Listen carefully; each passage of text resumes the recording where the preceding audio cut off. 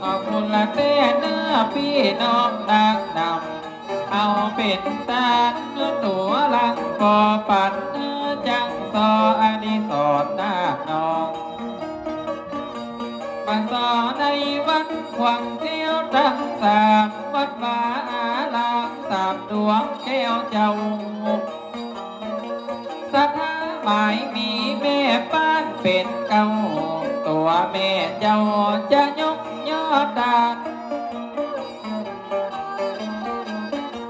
จะยกเงินให้จักดานไปหาผู้ไปบ่มาตายลาออกบางเขาแม่ป้านก็อย่าดานไว้พอว่าสำลักหนึ่งจะไปเกียดไปโกตากเนื้อนายโจหานเล่าเนื้อเจ้าสำลักที่สองจากด้านแต่เราไปเงือลูกเต่าชื่อว่าน้ำนาดวงวิญญาณนางนานำสกุลสวยสมได้ไข่กำลงก้อยจ่าปากตาดวงวิญญาณนายขาดวงศานั้นแล้วได้มาได้มาพัดมาภาคเจ้าได้มาจากแม่ป้านสายใจวางอะไรไปภายภาคนางดวงวิญญาณนายสูญหานล้ำเจ้าคาเจ้าไปอยู่ทาของกินของตาดว่าเจ้าแม่ป้านต่างกันดวงวิญญาณสีดวงน้อยน้อยเจ้าสีดำหอยมาเอาพังพอบไปโยปากนี่ปลาใหญ่ดงจัดมาคืนก็ตัดมาวันก็ได้ว่าหลอนนายโจว่าเจ้าซอยดอกไผ่มารับเอาได้ของกินตัวจานว่าดวงวิญญาณว่าดังสองดังสายมาหัวมาหันเอาของจานเด้อเจ้ามารับลองเอาในวันนี้ถึงเจ้าจะได้แม่ก็คิดใจหาย้อนว่าเป็นบารดายังต้องยำใส่ได้เกิดเจ้ามาเพราะฉะนั้นท่านไทยแม่เลี้ยงเจ้าใหญ่เพราะฉะนั้นขึ้นมาว่าเจ้าลูกน้อยจะไปอยู่ในหาดวงวิญญาณสีดวงฟ้าอันมาเอาของตาจากบ้านแม่ไว้เจ้าแม่ป้านสุขสามประกาศอย่าเจ็บเป็นยังต่อนี้ไปนานสุขภาพแข็งแรงเจ้าแม่อ้างซ้อนมานายแม่ข้าเอามายืนเป็นตาเจ้าแม่ป้านสุขสามประกาศอยู่ดีกินลำเนื้อสายคู่สางปันปอดกำเจ้าแม่ไว้ขอบคุณพี่น้องบ้านไกลบ้านไกลเจ้าผู้ใจคิดสาวเจ้า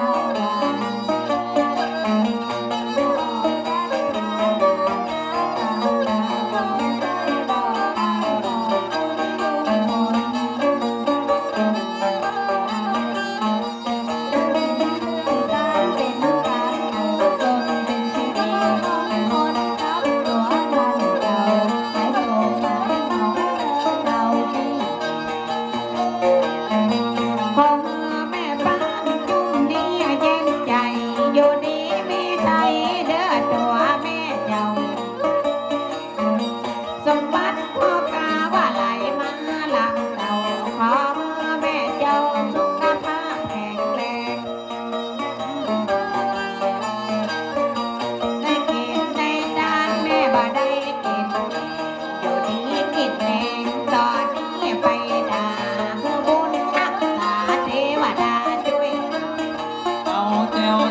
รัตนะตังสาม ใดที่เจ้าสักหากินไว้ตานไว้ขอใดตั้งโจกใจงามสมกรรมมันกรรมปาฐานาต้องนี้ก็มาบ่หาก็ได้สมกรรมดังใจจังสอว่าไว้สิ่งศักดิ์สิทธิ์ว่าลงมารักษาเทวดามาจดเส้นหมายกันสาธาแม่บ้านกินย่างจานยางบ่ได้เอาว่างว่าลงน้ำบ่ได้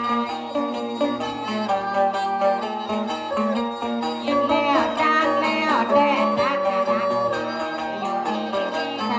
เดินหัวเรียกเจ้าหลาด่าเอาเป็นเก่า แต่สำลักหนึ่งของอีเมสมหวังแม่เขาก็อย่าตามมานี่จนใดแม่สมบงคำอวยหนอแม่ไทยตามมาได้เป็นเงินหลายสาวแม่เจ้าสมหวังพอได้นับเปิมนับเปล่ากี่ดอกอ้าวแม่จะยกด้านให้เป็นปัจจัยนาบุญเหล่านี้ว่านางสมหวังตาแม่ป่วยลมเย็นสวยเก้าไม้หอมกว้างวิญญาณแม่ป่วยสวยสมแม่จันจะไปกากาดว่างอยู่ที่สะหนใดพอแม่ปุ๋ยได้ผาสะไหลโดยเสียงนายจังสอดอกลาเขาก็อย่าห้องหาเจ้าแม่ไว้ว่าแม่สมหวังอย่าได้เมื่อแม่ป่วยพอน้องคุยมีอย่าได้ปล่อยให้แก้วจะคิดก็ไว้ตั้งใจไว้แล้วเจ้าจีดอกแก้วแม่อย่าเก็บอย่าตา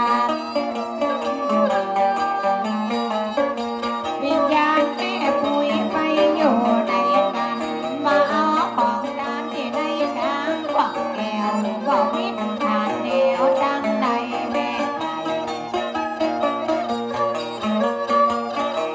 ตะเลียงนั้นมานางสุมาลีเจ้าซอยสาลีคนดีกูอ่อนนามสกุลสวยสมเล็กหนาวเมยหอดบ่นักหนองคอนจักยกยอดตาว่าสำหรับนี่จานเธอเหมือนกันหนอใจแป้งน้อยสูงป่อพาลงมาหาเอาของตาลูกน้อยว่าป่อน้อยทรงนามสกุลสวยทรงไปเป็นคนลงอยู่ดงป่ากว้างไปอยู่ที่หนองลำคลองตาน้ำไปเกินไปข้ามอยู่นรกอาบายเอาเงินใบไปเผาไปพายหากดกายสอดันดวงวิญญาณน้อยทรงป่อจันก็แก้วแก่นเพชรนายกเก็ดมีสีนังนาลีโอติดไปให้บอกพ่อน้อยทรงอยู่ดงหนาป่าไปมารับเอาได้ของเห็นบัวดาดว่าพ่อน้อยทรงว่ามาหัวมาหันรับเอาของดานเจ้าน้องบอกว่ามาเร็วมาเดินเจ้าบอก สำหรับหนึ่งนี่ก็เหมือนกันขอบคุณผู้วาดคนงามกูอ่อนว่าพี่รักบักนามสกุลชาติน้องว่านักจองอวองเหมือนของจมวัง ได้ยกมาเยินเปิดได้ยกมาปัด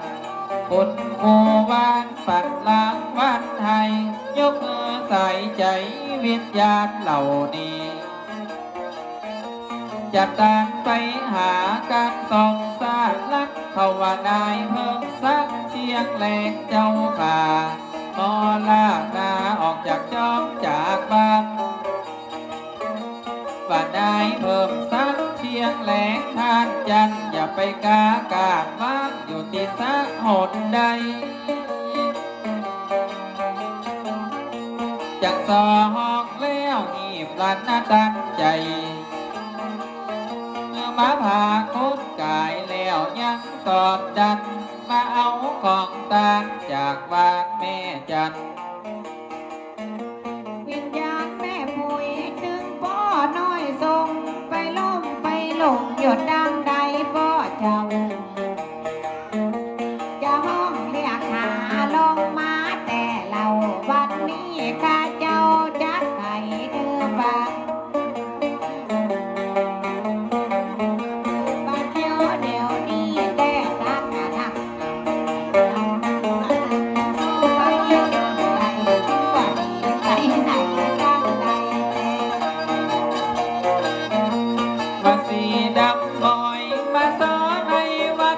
ว่าได้ควางสักมอบอัพกฎหมายเป็นกำลังใจจากสอน้องแก้วสัทธาแม่ลอยน้ำสกุลไข่แก้วแม่ตาดมาแล้วเป็นเงินละหลายใบว่าเจ้าแม่ลอยแม่บัดดาลไปไหนจะยกย้อนผายพ่อผายเจ้าคาสุนันทะนามสกุลพ่อดันแห่งสำลับหนึ่งยกยืนยอตาดวงวิญญาณของตัวแม่แก้วว่ามาโนรักผู้เป็นน้ำแล้ววิญญาณแม่แก้วไปอยู่ดังใดว่าจะว่าตัวห้องดวงวิญญาณพ่อพาย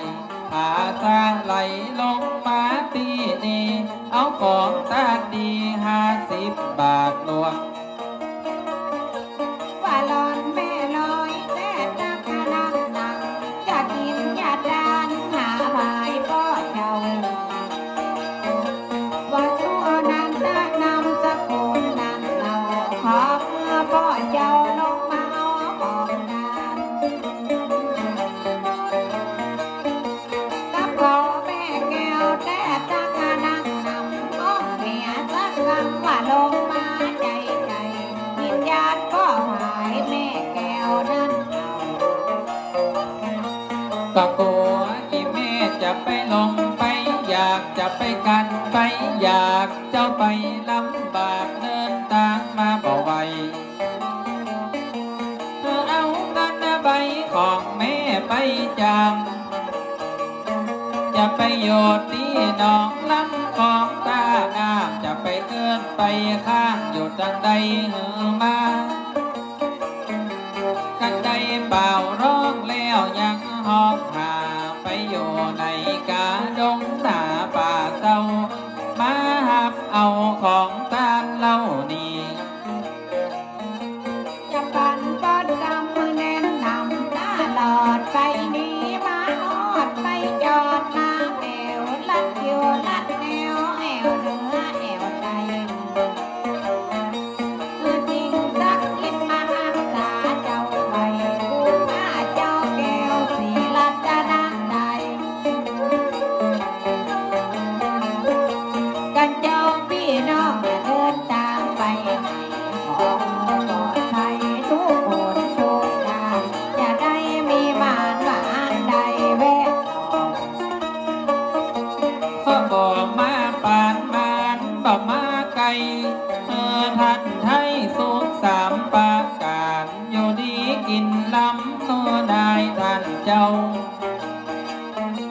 บางนี้ก็มากันบอกหาก็เท่าเงินทำไหลเข้าเหมือนน้ำบ่อจืมทรายว่าเจ้าปีน้องเอามาโหดมา